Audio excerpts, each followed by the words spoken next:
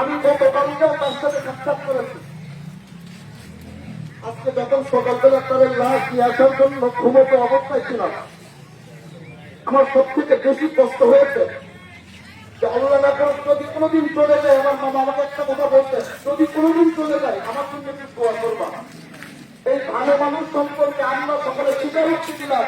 আল্লাহ রাব্বুল আলামিন করে ফিরোজকে জান্নাতের উত্তর মাকাম দান করবেন। এবং এই জানাজা ময়দানে যতগুলো যুবক রয়েছে, হয়তো আমি কারো পায়ের খবর আমি সকলের কাছে। আচ্ছা, আমার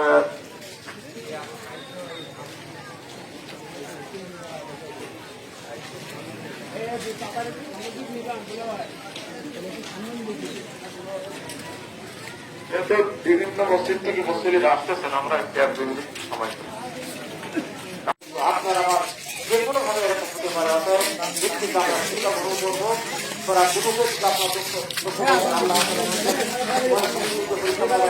আপনার